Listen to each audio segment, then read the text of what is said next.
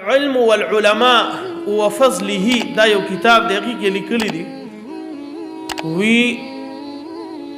العالم طبيب والمال داء عالم ډاکټر دی طبيب دی او دا مال دا بیماری ده کله چې کو د عالم لتم د مال محبت راغی نو دیغ خپل په بیماری اخته شو نو دی بنور امت د بیماری نه څنګه روباسي مثال اشاره می دا در کولا چې دا دومره خطرناک شی دی کو د نیک سړی زړه ته ورکوشي عام ځان سره نیک سړی خرابوي اصحاب رضی الله عنه قسم ته تیر جمعه کړي وا د مال نه مخکې څه کیفیت او د مال نه پسې څه کیفیت شو او څنګه ته د الله حبیب خپلاړ ډیرو کتابونو لیکلي دي چې دا سره یعنی صحابي او لیکلي نه دي ودا منافقو اسه کې صحابه په صحابو کې دریو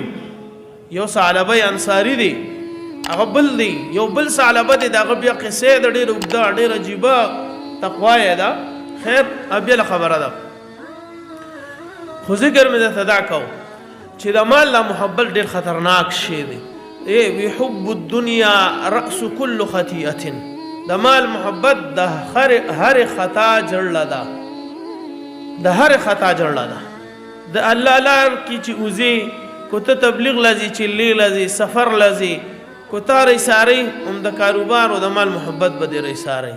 جهاد نو کو چرته سو کی سار شوی دی اشاری کی د مال محبت اشاری د الله لار کی کو صدقات او خیرات کی سستی کیږي د مال محبت دلا سکیږي دنیا کې چې قتل او غارت کیږي د مال محبت دلا سکیږي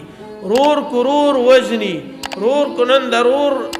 قاتل لی ضرور په وینو یې لاس ککړ دی نو هغه د مال محبت د جیداد محبت دی د مال محبت د وجه نه کیږي ډیر بد حل چې کوم دنیا کې دی غلا دا شوکی دی ډاکی دی قتل او غارت دی دا سم چې دی دا اکثر جړلا هغه د مال محبت دی د مال محبت کې لون کون شي هغه خطاګانې تیو شي ځان له مخیرت تبا کی او ځان سره را روان نسل له مخیرت تبا حرام مال غي تپرید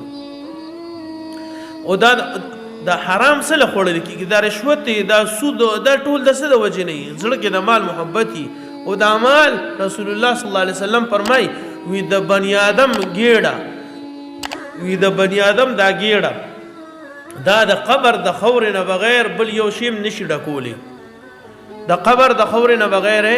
بل یو شیم نشي ډکولی د قبر ګوره کدی رسول الله صلی الله علیه وسلم فرمای او کدی بنی آدم لا چرته پوره یو وادي د سونه چاندې ورکی وادي د غریز علاقې کې د غریز زمک کې منځتوي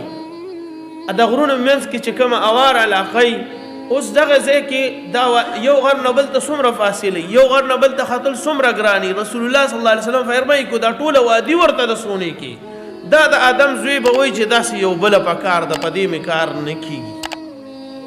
دا دی باندې زړه بس نه وای دا چې څومره ډیریږي سړی شومیږي او چې څومره ډیریږي هرڅه زیاتیږي